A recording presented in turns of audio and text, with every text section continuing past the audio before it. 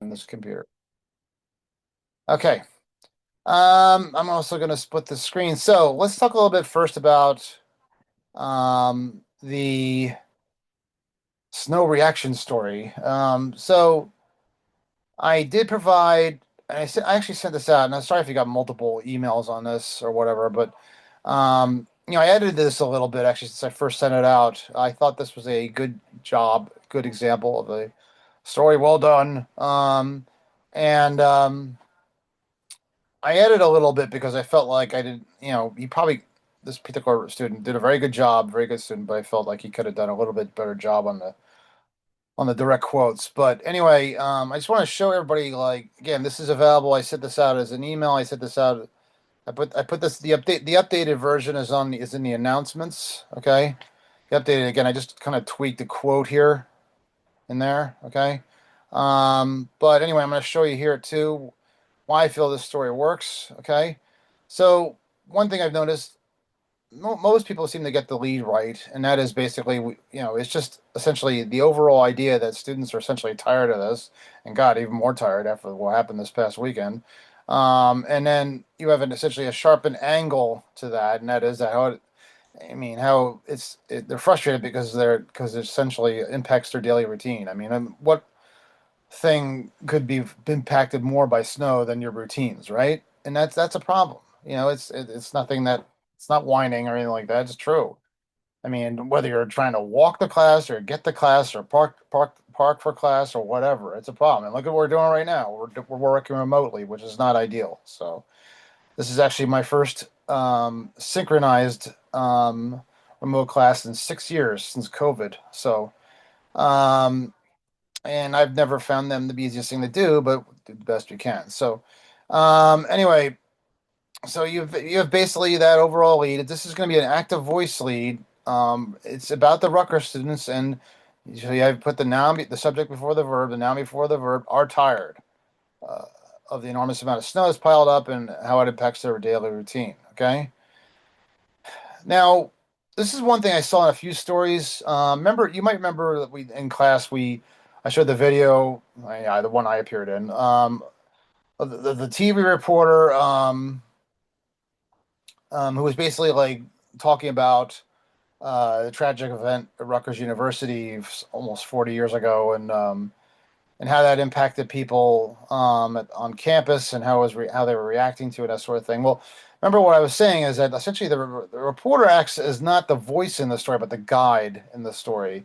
So that's what the transitions are for. Some stories kind of lack those transitions. Um, so you want to make sure you have some transitions that kind of introduce people point to point. It helps explain things. I mean, I tend to see like a little bit of like over explanation of some stories, but the transitions do that job. They help bring you from point to point. Okay.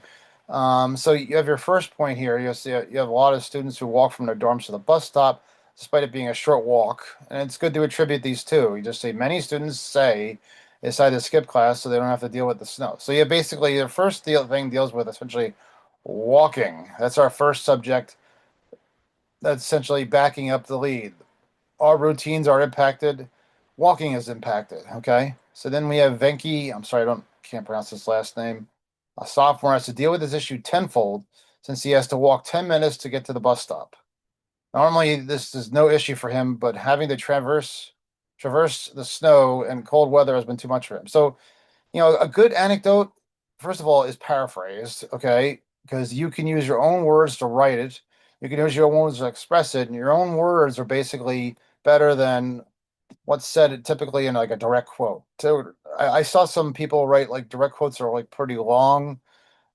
They contained a lot of stuff like was on the lines of like quote, I was walking along the street and it was 10 a.m. and I slipped a little bit but I had to get to class on time, and you can tell by like talking like that it's like kind of meandering and kind of runs on that sort of thing. It's better for you to use your own words when you get information from somebody's mouth. Okay. Quotes should be something along the lines of just like this. Okay. It's too much work for what I'm doing, for what I'm getting out of it. Something that kind of expresses some sort of emotion or color, and maybe even a little bit of quippy. But when you actually have like information like this, okay, where you describe like some sort of scenario, some sort of scene or something like that, it's much better to use your own words. Okay. So don't fall into that trap of, like I call it being a stenographer. Be a storyteller. You take the information you get and tell the story using your own words. Okay. So that's the anecdote and then a direct quote. Then there's actually another anecdote here, which is fine. You have another anecdote that relates to this transition up here. And then another direct quote. I don't want to be a part of that. Okay. And then you have a second transition. Other students say they have to that have I should say having the other students that have to drive have said that finding a parking spot has been a nightmare. So first we deal with the students who have problems walking, and then we have this problems with students driving. Thomas Priest, a junior, drives 20 minutes to get to his class every day. He usually parks College Avenue, but the way Rutgers is plowed, the parking lots leaves less spots, fewer spots. He has pointed out that Rutgers will just move all this into one area. We all can relate to this in any parking lot. So again, it's good to have like maybe at least a couple of sentences in the anecdote. Okay, it shows a little depth, that sort of thing. Okay, all right, and then there's this is actually like a partial quote. Again, shows a little bit of emotion, just making a bad problem worse. So, all right, um, and then it's rinse repeat. Then you have another transition, you have another anecdote, and then you avoid the conclusion at the end. You just end the story. Sometimes it's good to maybe just end with like a quote or something. Okay. Anybody have any additional information? Any questions on this?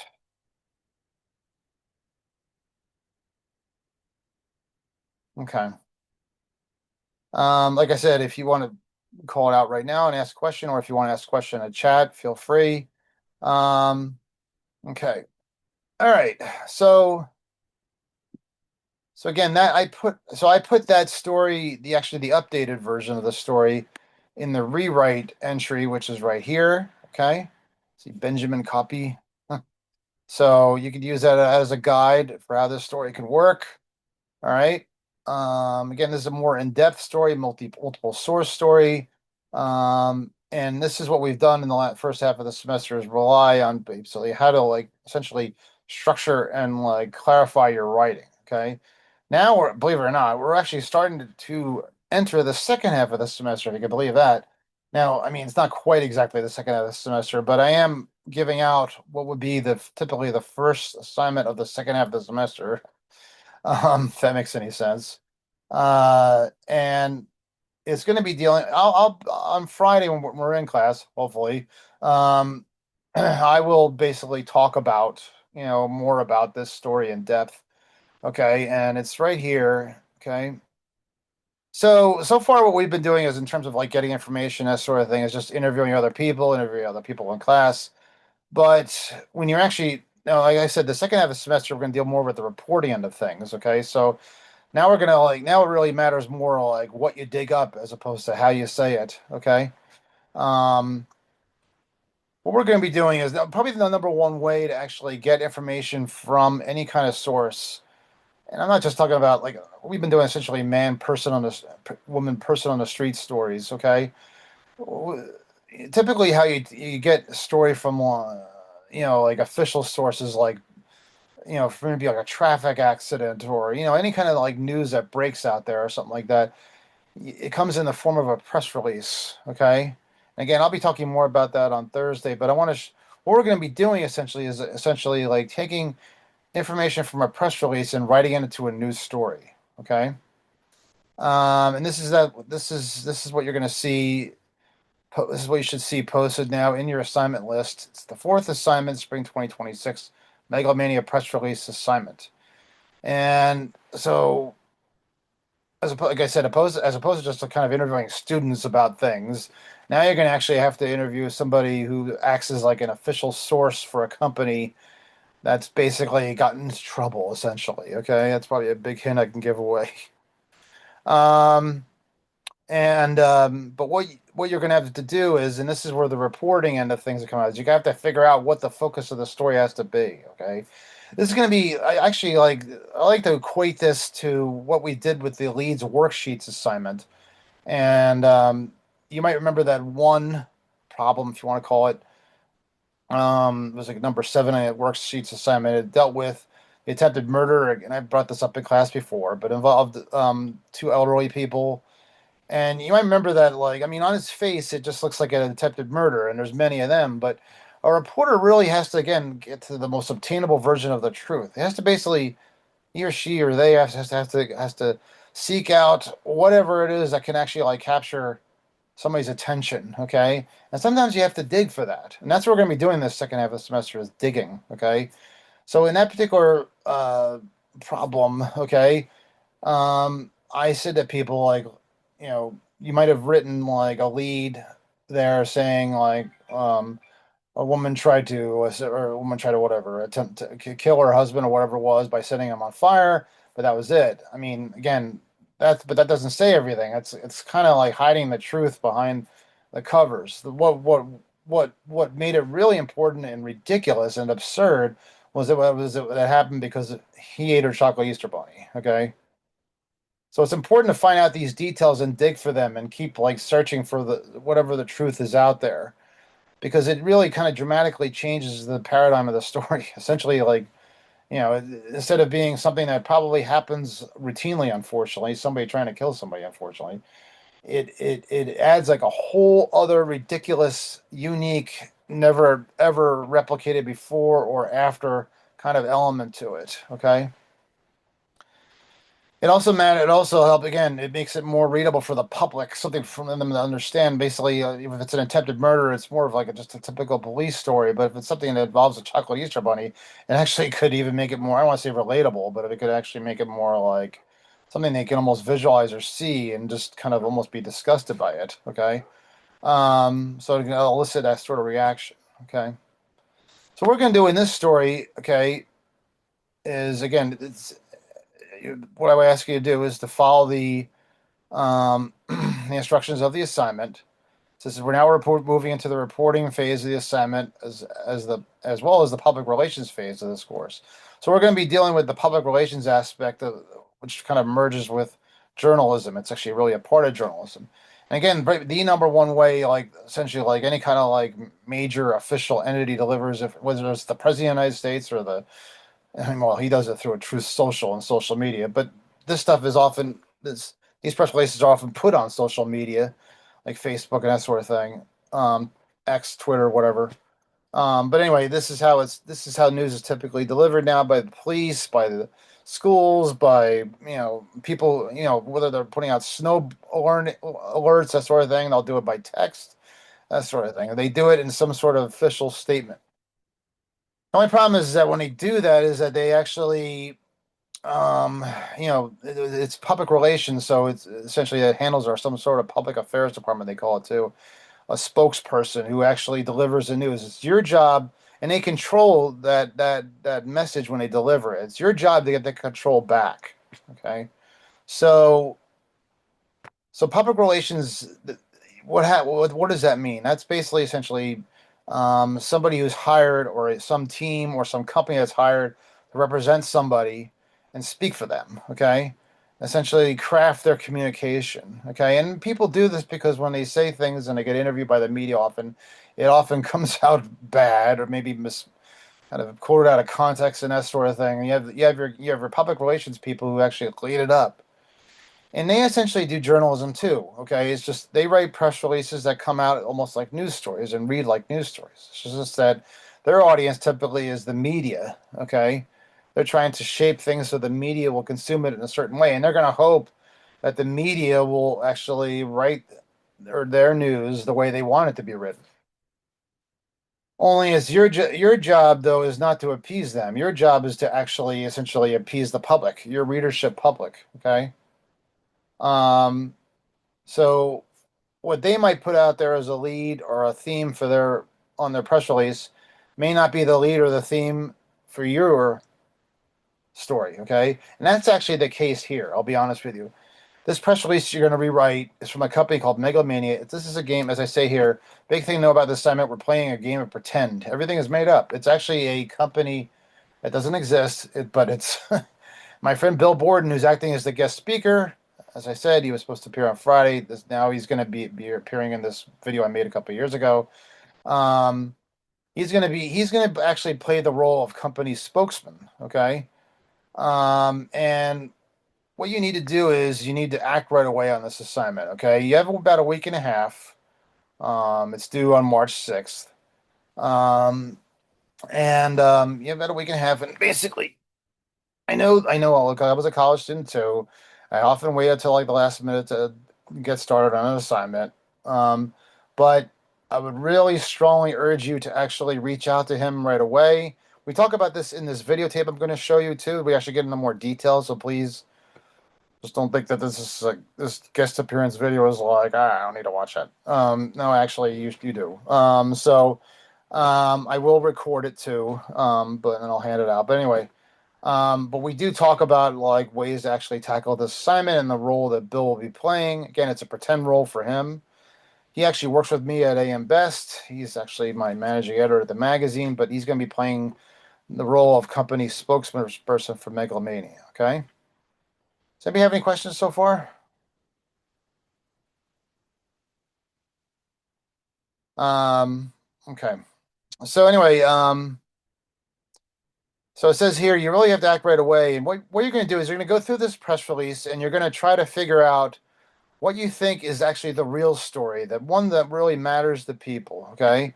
This is the press release. Actually, I should show you first where it is. It's actually here. Okay. You're gonna write a 500, 800 word story based on this press release. Say based on, because you're not gonna just like replicate the press release. You're gonna reorder things. You're gonna like reword things. You're gonna add stuff so that it's actually a story that makes sense and actually like matters to people. Okay. Um, Anyway, this is the press release, okay? And what it talks, you can see like here, and we talk about this in the video.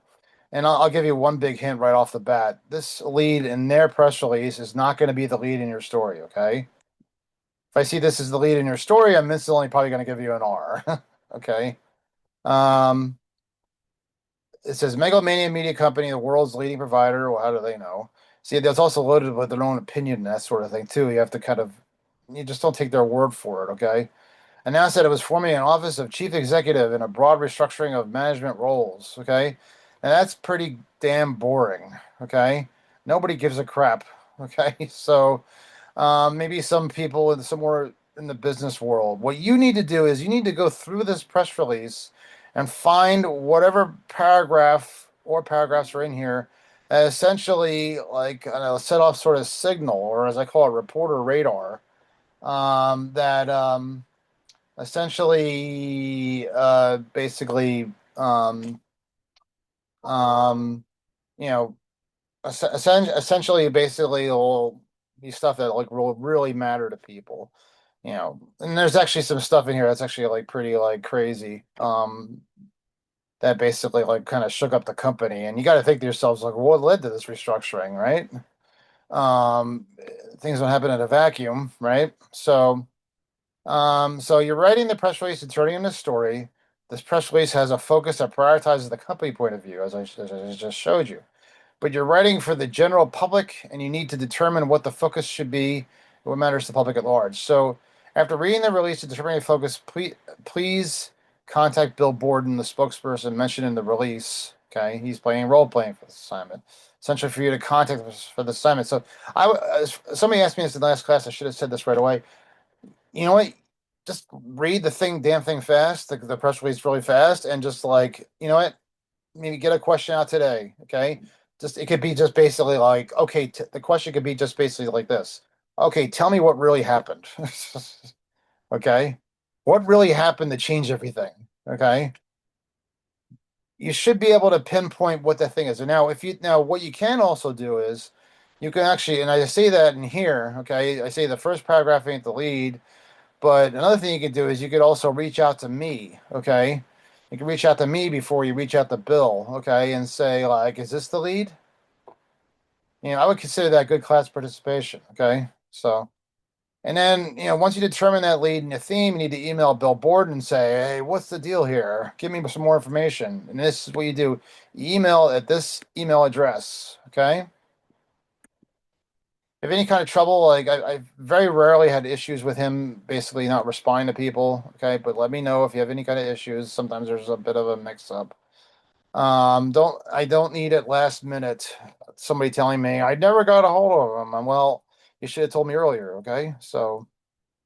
But this is what really real digging is. What he's going to do is he's going to provide you the information you need that it's going to help make this a bigger story, a much more important story for people, and a much more interesting story for the public at large. And he's going to provide documents, essentially. You attribute information to documents, and essentially provides that information and makes this a much more interesting story. Okay. All right. So when he sends you that document, it'll provide crucial and vital information for this assignment. And then you would just essentially attribute that information according to a document provided by Megalomania. Okay. Again, I'll be going over this again on sorry, Friday. So we could talk more about it, get more specific, that sort of thing. Hopefully, like I said, you could write to me in the next couple of days and find out like oh, there's a chat. I'm sorry. Let me make sure. Um, yeah, that's a good question. Thank you, Trinity. What should we put in the subject of the email? I would say basically say Tom Davis's class is fine. Tom Davis Megalomania. It's called Megalomania. Megalomania, right? So no real formalities here. This is actually just really kind of done loosely based.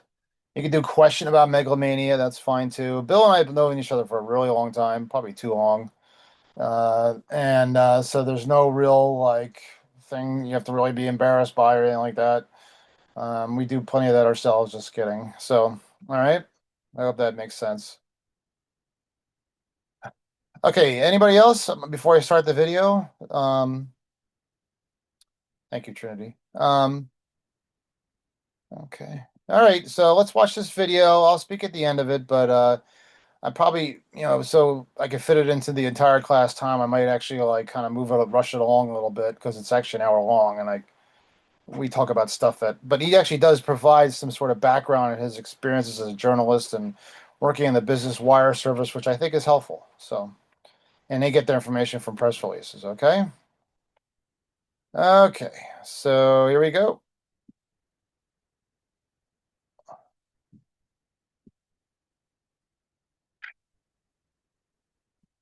Bill Borden's been a guest speaker of mine for a very long time. He's been very generous with his time. He's worked in journalism. I should be honest with you. It's Nepo. Okay, he's a Nepo baby. We've been friends in diapers. Okay, so but this guy's been a very successful journalist. So what we're going to talk about today, actually, essentially, is public relations and business writing is pretty particular, because those essentially are two areas of journalism that have actually, well, you could argue this, I guess, right, Bill? But yeah, where there's been actually some like a steady growth, I would say. Yes, there's been cutbacks in PR and stuff like that, but these are two career options for you to consider if you actually think about going into journalism. And a lot of people, my class is actually don't go into journalism now. That's fine. So anyway,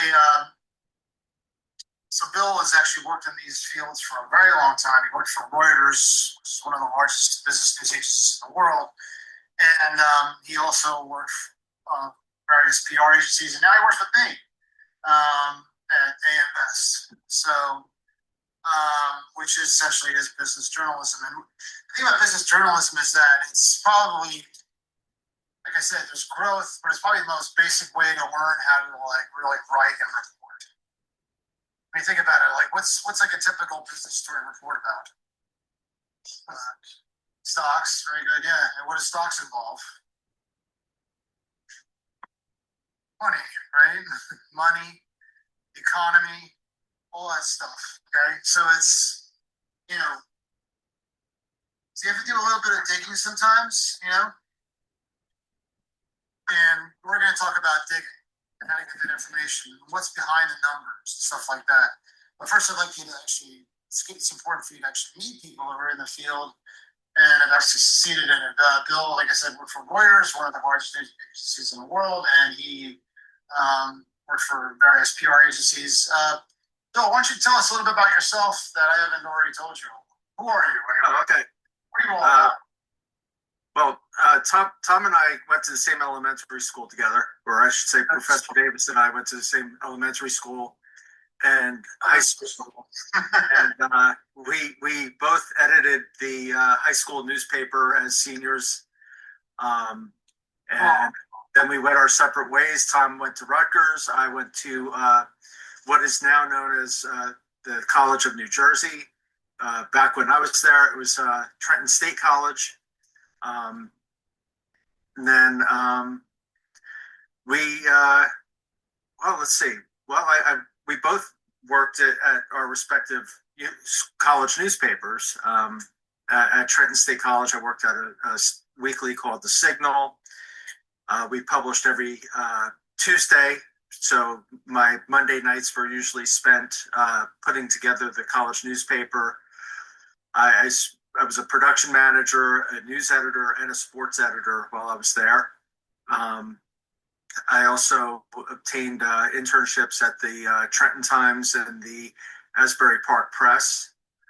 A bit of advice to all of you: if you have any interest in going into the writing field, journalism, get your clips at while you're in college. There's no better way to go into a job interview than to have a portfolio of published work. It's funny you say that, Bill, because I mean, I love my son and everything, but he now he wants to go into journalism, and he just graduated college, and like the whole time he was in Boston, I was like, "Well, for the newspaper." Yeah. Not like actually working for the newspaper is actually you don't have to be in journalism to go work for a newspaper. It's actually good to get some sort of portfolio. You know, I mean, it's in fact you can work for Patch for nothing. I mean, nobody likes that, but that's probably the numero uno if you want to get like some sort of job, maybe soon after college, something like that. Is have some sort of portfolio. Yeah, and it's really, really an easy time to do it. I mean, your college newspaper always needs the help. They'll, sometimes you have to get past the clickiness to get assignments, but usually they'll give you easy assignments at first just to see if you could write well. And my niece, I'm me to interrupt you, Bill, again. I'm sorry. My niece, by the way, was a microbiology major at RIT, and she was like the editor of the newspaper. So, and now she works at Rutgers as a microbiologist. Oh, very cool. No, I think I think it's important to get a broad range of experience. In some ways, I think sociology would be as good of a major to lead you into a career in journalism because that gives you some idea of looking at bigger picture issues or themes or trends that you see in the industry. But I think what's most paramount is writing well, writing clearly, writing accurately. Speed should be the last priority. You want to get it right because you can't be any worse than wrong when you're writing. If you get it first and you get it wrong, you're just completely undercutting yourself and damaging your credibility. So it's really important that you get it right. So accuracy is paramount. One of the key elements also is when you're doing any sort of reporting, you need to attribute who you're getting your information from. That's the first question that any reader or editor is going to have is who says this? Who is saying this, and it's really a key element in financial reporting, political reporting. Basically having your sources lined up and making clear who is saying what, and that also gives your reader a sense of, is there a point of view that this source, why is this source telling the paper this? So you'll probably have additional lessons later on when you're talking about how to attribute facts. Some people might have a vested interest in saying, I'll give this to you on background. And that means they want to inform you, but don't attribute the details to that particular source. And they're just kind of leading you in a way to go verify it on your own by additional sources. So that's a very, that's a much deeper discussion when you're talking about sources and not negotiating how to attribute particular details. When you do that, Bill, it's like, what is that? You say he said, she said, they said. What does that do? What does that give the story? Well, yeah, you want to be fair when you're reporting. You don't want to. You always want to give people an opportunity to respond to negative details. I mean, even if you're under a tight deadline, you should at least pick up the phone and make a call to see if you could get somebody on the line. And if a story is particularly inflammatory, you might want to give them a bit of leeway rather than, like, hey, you got 3 minutes to tell me your response to this. Especially if it's very, very damaging. When we were at, when I was at Reuters, one of the things that we had to be careful about was if there were bankruptcy rumors about a company, because once you put it out there that, there's rumors of a bankruptcy, all of a sudden creditors and suppliers get very nervous because they might not get their money back, and they might withhold. Let's put it this way: you could be that story that says, "Oh, this company's on the verge of bankruptcy." That might be the tipping point that pushes them into bankruptcy, and essentially could cause undue problems. So I think you want to be fair when you're reporting. And I think, how did you start out? Would you? Well, yeah. I mean, going to Reuters was not my first job by any stretch. I mean, I had my internships when I was in college, and then I had trouble finding a job getting at a newspaper right out of school. Even though I had these clips, it took me about a year to find work. So I was working at Enterprise Rent-A-Car, but I still wanted to write. Sold insurance for a while, still trying to get my foot in the door at a newspaper. Eventually I worked at the Ocean County Observer and then the Times-Beacon News. Really, really compelling. I don't think most town meetings kind of coverage, Okay, so I'm just moving things along a little bit here. So, local board meetings, things like that. The subject matter is really, really compelling. I don't think most town meetings make that bar. So you should keep your reader in mind when you're writing these articles. And that's the most basic level, right? Like the town meetings. Town meetings for like council meetings, local school board meetings, things like that. That's like your most basic. That's like one of the first things you do if you ever were to work in a newspaper or news field. Is probably do something like that. And there's a need for that because they've been cutting, a lot of the places have been cutting back on that kind of coverage. And you want to know if people are raising taxes in town, or if your town Eagleswood Township is lacking sewers, and the septic is backing up in the backyard. Actually, but Bill, you love journalism. I do. It's fun. Your mama used to tell me this is nepotism. Your mom used to tell me about how you used to read the newspaper when you walked down the street, First Street Parkway, Point Pleasant Grove. Yeah, well, I was always used to read in the back seat of my mom's car myself. I used to read the sports section. And anyway, but then you had a baby when you were 20. Your baby's handwritten in 2 hours or something like that. And you basically took any job they offered you. One of the obligations is traders, and okay, so I'm moving things along a little bit here again. It's the very definition of a news mill. Basically, trying to get to that. Reuters because of his smarts, and then he succeeded at it. You basically took any job they offered you talking about how he got a job at Reuters really out of nowhere. He actually like has the ability to really process information, and then like nobody I've ever seen. He jumped from a small weekly newspaper to this major business news agency.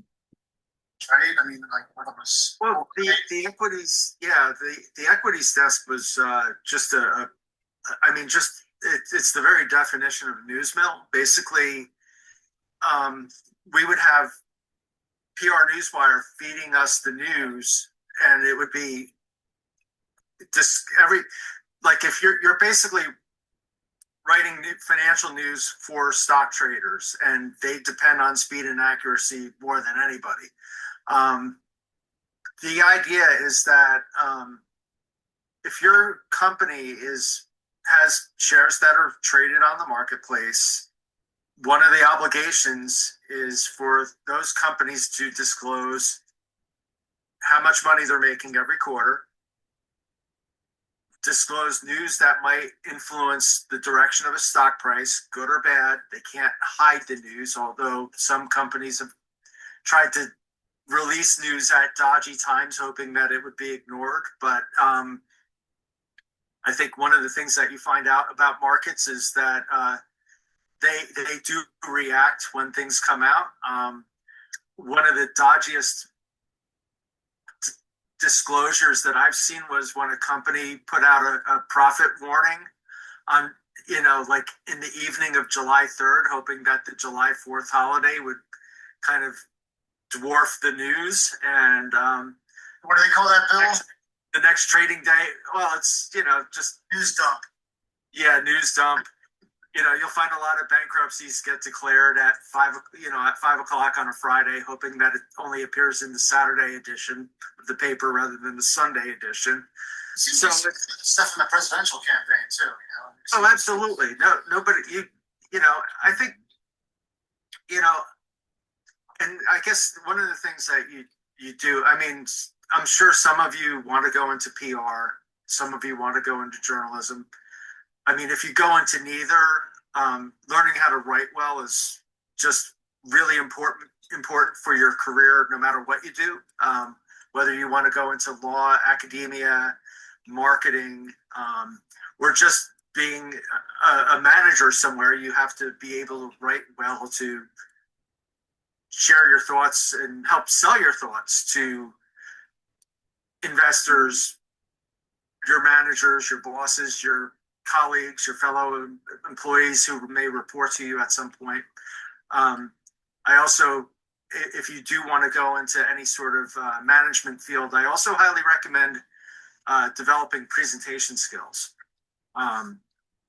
Being able to speak in front of a crowd and articulate a plan is a crucial skill for leadership. I can't stress it enough, because I think just putting up a bunch of slides and talking, regurgitating what you see on a slide doesn't really do much as far as presentation skills. I think you need to be able to go up and use those slides. If you're going to be using the slides, what you want to do is talk to the slides, not just regurgitate the slides. So those slides are only tools to keep you on track if you're presenting before an audience. And just don't use them as a complete crutch and bore your audience. So, that's a little bit of a sidetrack there. But in terms of going into, I was at Reuters for 12 years, so I'll just go back to that. I worked at the equities desk. I covered retailing. It was fun for a bit. I also moved into the field of healthcare because I got tired of retailing. I think one of the things that would help you in your career is to be willing to learn what other people don't want to learn. Hard subjects are always good. Science, economics, technology, I think will give you a much more stable place in the job front, rather than focusing on writing about pop culture, because it's very hard to break through doing that, because it's kind of seen as light material. Um, But you cover the Versace family. I did. Like I said, I moved on after a few years of covering retailer, but I mean, there are fun moments. After Gianni Versace was murdered in front of his home in I think it was Miami Beach. He was down in Miami, but I don't know if it was Miami Beach, but it was in one of the most affluent neighborhoods in the city. He was murdered by a man. I think it was 1996. But his family had to show that the business was still viable, even though Gianni was the guiding creative force of this business. Fashion.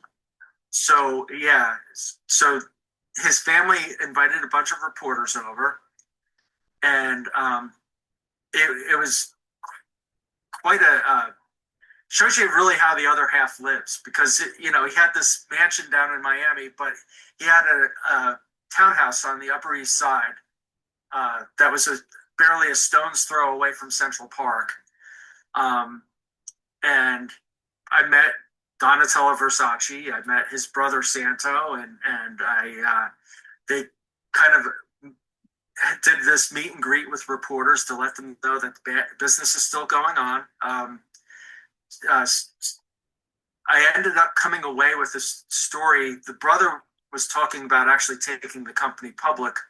It never came to be, because, I mean, when you do take your company public and sell shares to outside investors, you kind of have to like do a lot of disclosures. And, I think family businesses, I mean, it does help with bringing in new capital, but if you're essentially bringing in enough capital and keeping the family happy, I mean, why do you want to open the doors to having other people tending to your business? I mean, you'll see it in the technology world where, I mean, here's an example. Mark Zuckerberg basically took Facebook public close to 20 years ago. I mean, at some point he needed to, bring in additional capital, because he had other outside investors that were looking to cash out. And that's the way the venture capital business works. You pitch your company to them, they come in, they fund it, but at some point they want an exit so they could go and invest in the new next big thing. And what happens is those successes cover a lot of failed investments at venture capital firms. So it's one of those things that, they know what they want to do. They know what their holding period is for companies. So they don't want to be sitting on, they don't want to, when a company's public, the fastest growth is typically behind it. So they want out, and they want to go in and put their money elsewhere. So that's, that's just one of those things that you have to be mindful of. Did you cross over into PR? Like, I know you went to graduate school, which and anybody, Let me because kind of move along here.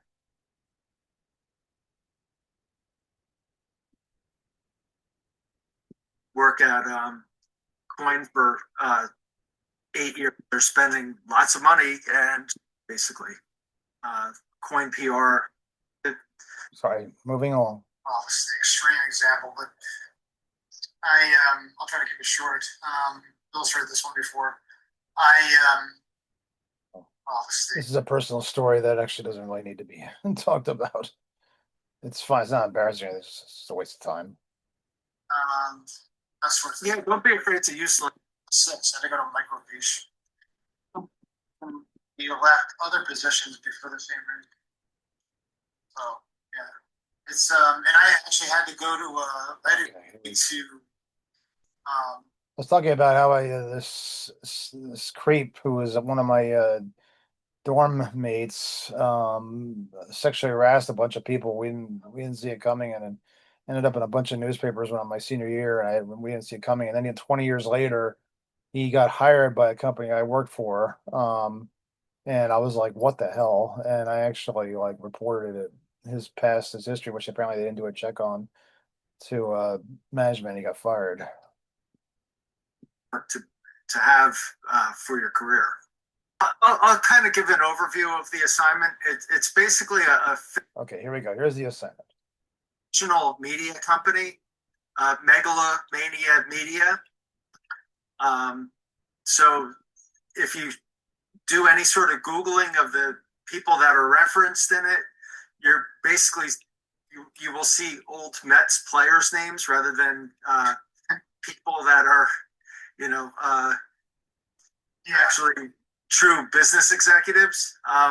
This is gonna be a game of pretend, and this is what this morning said. But since we're moving into the reporting phase of the course, some will require you to do more than just repeat what's told to you. This will look to get people to think on their feet. We're playing a game of pretend, as I just said, and you really have to act quickly. Okay. Sorry about that. It's me being an old man.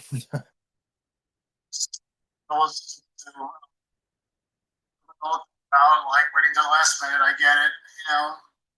Do stuff. That's I understand. But this one really, you know, any kind of journalism, any kind of work, really, but especially in journalism, I think. Um, it's really like situational in terms of like what you got to do, what you got to, in order to get information. You got to like take into consideration the calendar, like when people are available and that sort of thing. Okay. Of course, this was a bigger issue before we had the internet. But when you had to rely on people on phones and stuff like that, you couldn't call people at night. But now you can like just email people, whatever, and then they'll answer you anytime. But the point is that it's really like good to get a jump on things ahead of time. Even just like sending out an email saying, "What is this? Okay, what is this story about?" Okay, so what you're going to get essentially is this: you have to act quickly, and what you're going to get essentially is this press release that's actually embedded into this story assignment. Okay. Now, here's where I talk about like why we're shifting more into the reporting mode. So what we've been doing so far is pretty much just standard, straight reporting. You interview somebody, you're told what to do, you're told what they're about, you're told what's unique. Now you're going to be presented with something that's actually kind of what they call in baseball, essentially a screwball or a knuckleball, where it's unpredictable. Okay, and where you have to actually essentially craft something on your own and use your own news judgment. And it's not so easy. It's not like right there in your face necessarily. The reporter radar, as I've described before, isn't going to necessarily go off right away. What happens is, and Bill will tell you this, is that there's a lot of companies, especially like companies that are going through some sort of a bad time. And I'm not saying this is a scandal or anything wrong or anything like that. And Bill will tell you public relations, this is what public relations is all about. Is that you're trying to, your audience is not direct public typically, it's the media, right? So you want to like present to the media if there's something that's going wrong with the company or something, you want to present it in a good light. It's called spinning, right, Bill? Well, yeah, and really one of the things that you want to do if you're in public relations is if you have a story that is significant, you want to get ahead of it. If you're on the PR side of the fence and you want to turn what could be like a multi-day bad story into cut that timeline into fewer and fewer days. You don't want things dragging on and on. So you want some degree of damage control where you take your hit just one day. Sometimes you can't do that if there's ongoing issues, especially if your company is in court on a particular matter. That's something where you have less control, but that's one of those things where when you're in the field of PR, you want to have a plan of action. Like, okay, how do you manage a communications plan when you have people saying bad things about your company in a court of law? What I can tell you when you say this in assignment is that like, so you have that kind of situation like as Bill was describing where like you may end up in court, you may end up in jail, you may end up in maybe business executives literally in handcuffs. This isn't really the case with this particular in this press release, but no, in fact, what happens with a lot of executive, you see, when your company is publicly traded, you announcing an executive change because that's something that could move the stock one way or another.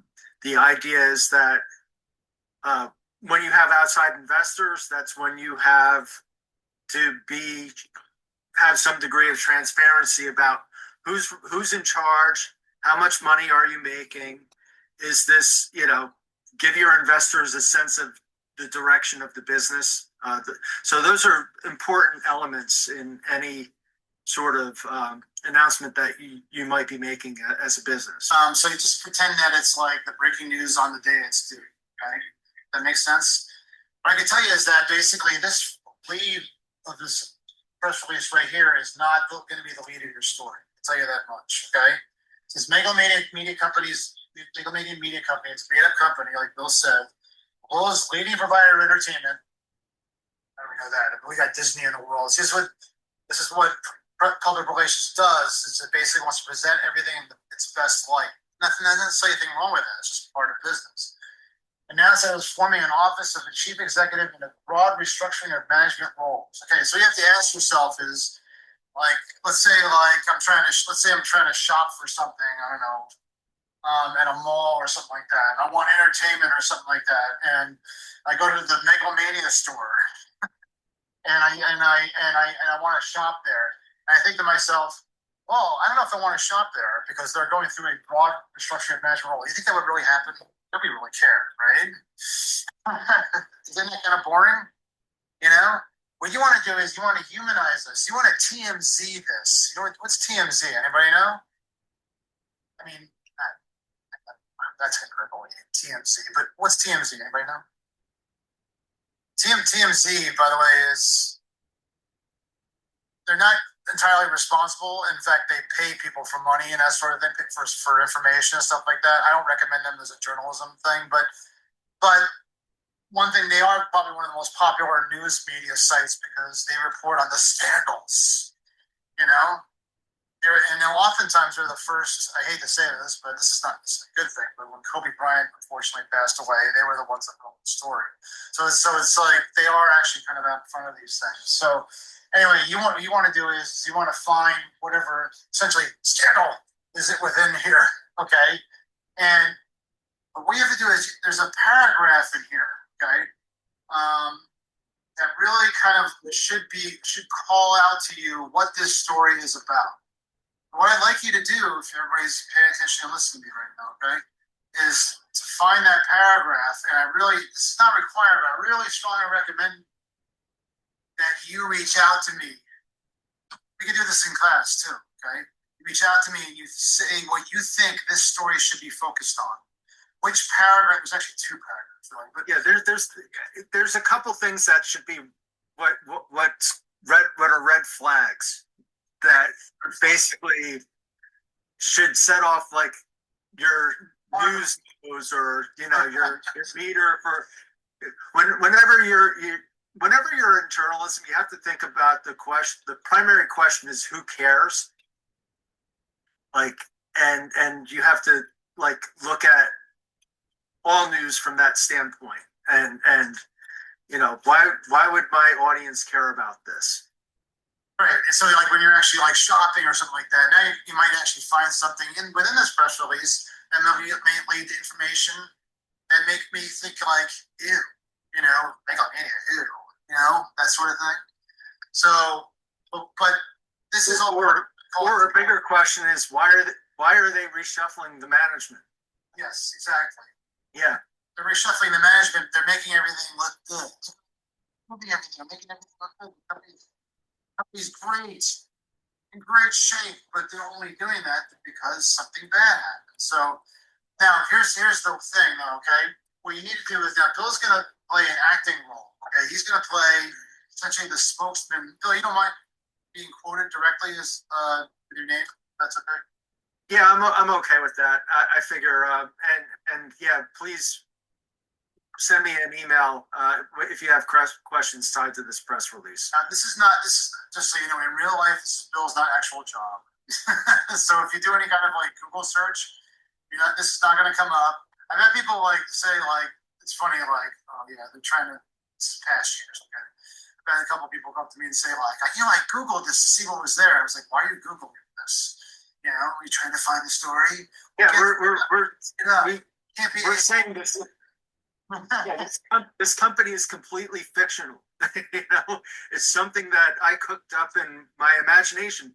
But believe it or not, it's based on real events. It's actually based on a real thing that actually happened. Yes, I've actually had a couple of people have discovered that. So, but anyway, what you need to do is you need to find that what would be essentially the lead or the focus of the story within this press release, and then you need to go to Bill and email him here. Okay, if that's okay, Bill. Yep, yep. And then It's my Yahoo email address. Yeah. And Yahoo, right? And basically say to him, what really happened here? Okay. Bill's going to supply you some pieces of information that will have it. And actually, it's not going to necessarily, he's going to play a little bit of like, I guess you could say, fake out or whatever, where you're not necessarily going to get, it's not going to be like so readily apparent what the information you need is. Okay. He's going to give you one of them. I won't tell you too much, but one of them is going to be a voucher on an Excel spreadsheet, and that's going to contain some very important information that actually makes this story more of a scandalous story. Okay, and basically one that will make this much more interesting than just some restructuring of a company. Okay, it's called color. Yeah, right.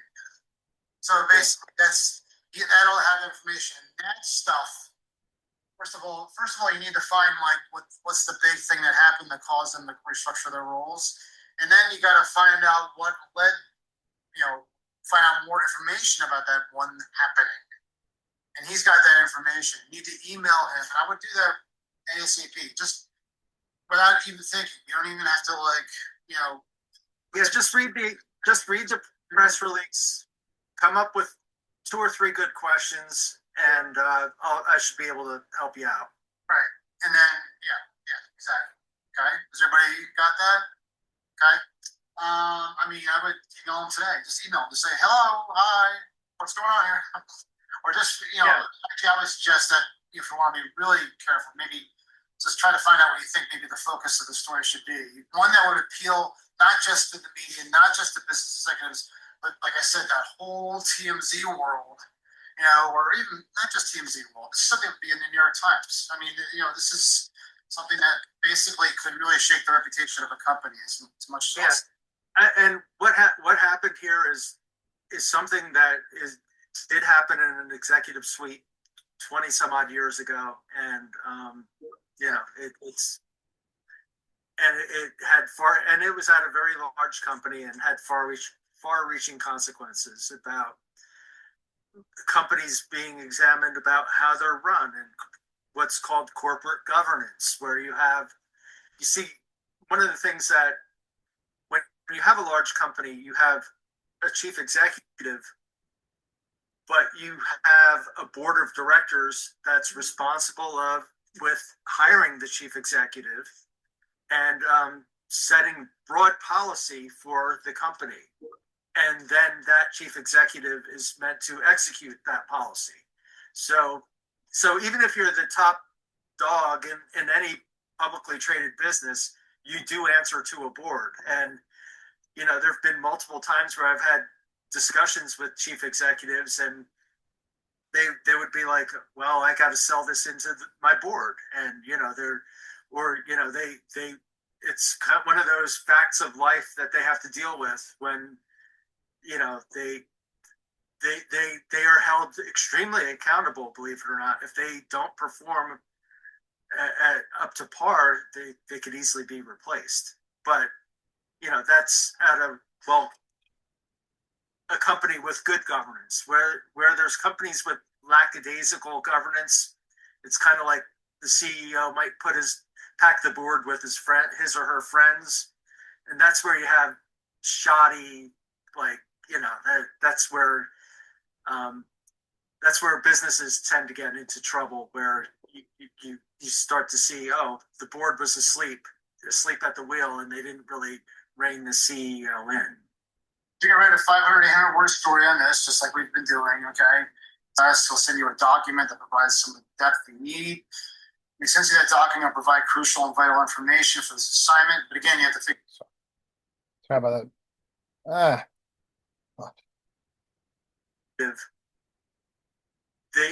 They are held shoddy, like, you know, that's where businesses tend to get into trouble, where Sorry about this. You start to see, oh, the board was asleep at the wheel, and they didn't really rein the CEO in. You can write a 500, 800 word story on this, just like we've been doing, okay? He'll send you a document that provides some of the depth you need. He sends you that document will provide crucial and vital information for this assignment. But again, you have to figure out the focus first, right? And then quoting documents is something that reporters do. I mean, you just basically say according to the documents. Yeah, that's how you attribute it. And it's just, mention what kind of document you're citing. That's also very important too. And then, I'm available for any kind of help too. So, anyway, Bill, Okay, there we go. All right, everybody. Hope you're all still with me. So that's that, and yeah, Joe. Wow, right? I was gonna do a check. Yeah. So anyway, like I said, this is there. Just basically, it'd be good to like maybe just kind of peruse through it, just come up with an idea, like a question or something like that. Just saying like why, or not a question, but basically saying to me, if you want, first saying like, do I an email?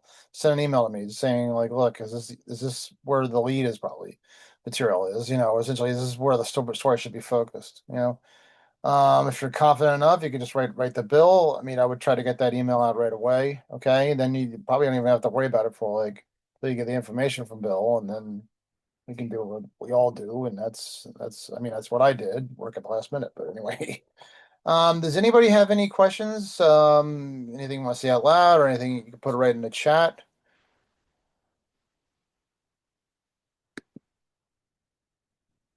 I'm sure I'm seeing everybody's thing here. Okay. Nobody has any questions? All right. Well, again, the recording will be available, so I'll send that out. And thanks very much, everybody, for your patience. And hopefully, you'll be on class on Friday. I'll see you.